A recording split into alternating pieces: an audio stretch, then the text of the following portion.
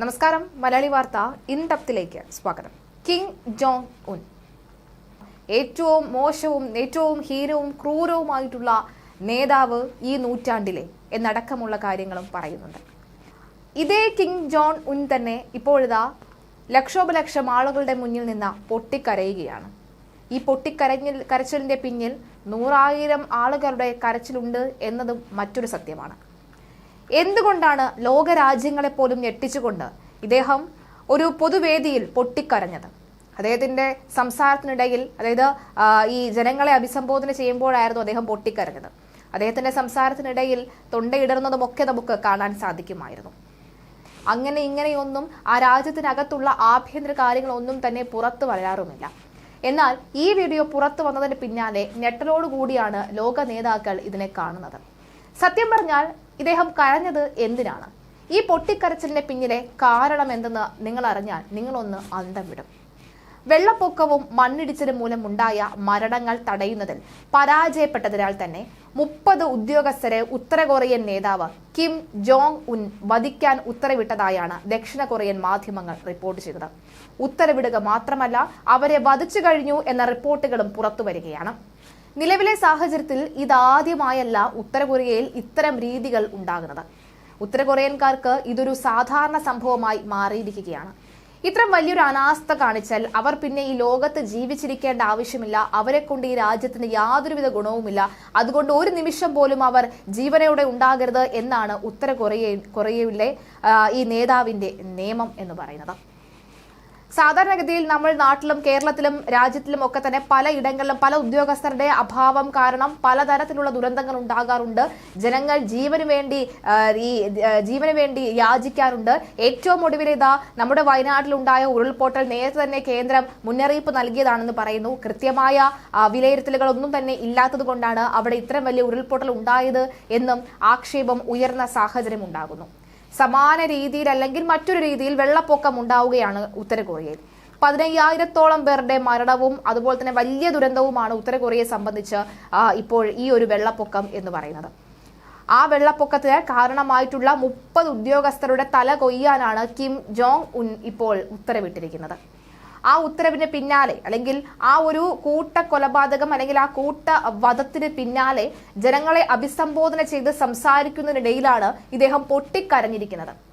ഇവരുടെ എല്ലാവരുടെയും ശിക്ഷ നടപ്പാക്കി എന്നാണ് റിപ്പോർട്ടിൽ പറയുന്നത്. പ്രകൃതി ദുരന്തത്തിൽ 1000-ഓളം പേരാണ് ഉത്തര കൊറിയയിൽ മരിച്ചത്. വെള്ളപ്പൊക്കവും മണ്ണിടിച്ചിലും മൂലമുണ്ടായ മരണങ്ങൾക്ക് ഉത്തരവാദികളെന്ന് കരുതുന്നവരെയാണ് വധശിക്ഷയ്ക്ക് വിധേയമാക്കിയത് എന്നാണ് കിം ജോങ് ഉൻ ഉത്തരവിട്ടിരിക്കുന്നത് എന്നാണ് റിപ്പോർട്ട്. ഉദ്യോഗസ്ഥർക്കെതിരെ അഴിമതി, കൃത്യനിർവഹണം എന്നീ കുറ്റങ്ങളും ചുമത്തിയിട്ടുണ്ട്.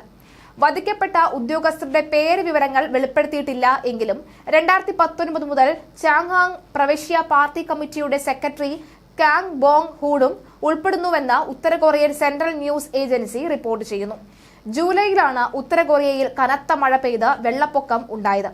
4,000-ലധികം വീടുകളെ ബാധിക്കുകയും 15,000 താമസക്കാരെ മാറ്റിപ്പാർപ്പിക്കുകയും ചെയ്തിട്ടുണ്ട്.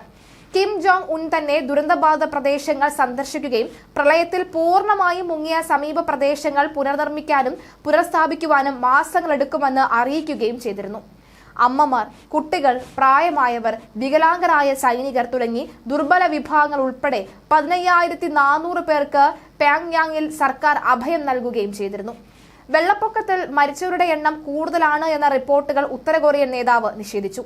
ഉത്തര കൊറിയയുടെ പ്രശസ്തിക്ക് കോട്ടം തട്ടാൻ വേണ്ടിയുള്ള ബോധപൂർവമായ ഭാഗമായാണ് ദക്ഷിണ കൊറിയ കിംവദന്തികൾ പ്രചരിപ്പിക്കുന്നത് എന്ന് അദ്ദേഹം ആരോപിക്കുന്നുണ്ട്. കൊറിയ ടൈംസ് പറയുന്നതനുസരിച്ച് കോവിഡിന് ശേഷം ഉത്തര കൊറിയയിൽ വധശിക്ഷ വർദ്ധിച്ചു വരികയാണെന്നും രാജ്യത്ത് ആണവായുധങ്ങളുടെ എണ്ണവും വലിയ തോതിൽ വർദ്ധിപ്പിക്കുന്നുണ്ട് എന്നാണ് കണക്കുകൾ. പക്ഷേ ആണവായുധങ്ങളുടെ എണ്ണം വർദ്ധിപ്പിക്കുന്നത് അമേരിക്കയെ പേടിച്ചാണ് എന്നൊരു റിപ്പോർട്ടുകളുമുണ്ട്. ഉത്തര കൊറിയയുടെ സ്ഥാപക വാർഷിക ദിനത്തിലാണ് കിം ജോങ് ഉന്നിന്റെ പ്രഖ്യാപനം.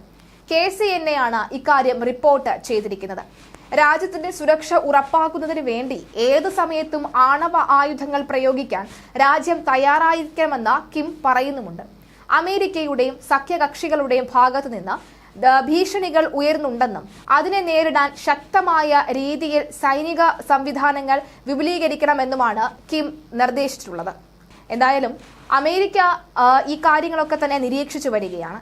ചൈനീസ് പ്രസിഡന്റ് ഷി ജിൻപിങ്ങും റഷ്യൻ പ്രസിഡന്റ് വ്ളാഡിമിർ പുടിനും കിം ജോങ് ഉന്നിന് സ്ഥാപക ദിനത്തിൽ ആശംസകൾ അറിയിച്ച് രംഗത്തുവരുന്ന സാഹചര്യമുണ്ടായി. ഉത്തര കൊറിയയുമായി സഹകരണം ശക്തിപ്പെടുത്തണമെന്നാണ് ഇരു നേതാക്കളും പ്രഖ്യാപിച്ചത്. ദക്ഷിണ കൊറിയയുമായി അസ്വാരസ്യങ്ങൾ നിലനിൽക്കുന്നതിനിടയിലാണ് ഉത്തര കൊറിയ തങ്ങളുടെ ആണവ ശക്തി വർദ്ധിപ്പിക്കുകയാണ് എന്ന പ്രഖ്യാപനവും നടത്തുന്നത്. അമേരിക്കയും ദക്ഷിണ കൊറിയയും സംയുക്തമായി നടത്തിയ സൈനിക അഭ്യാസ പ്രകടനങ്ങൾക്കെതിരെ പരസ്യമായി ഉത്തര കൊറിയ പല ഘട്ടങ്ങളിലും രംഗത്തെത്തിയിട്ടുണ്ട്.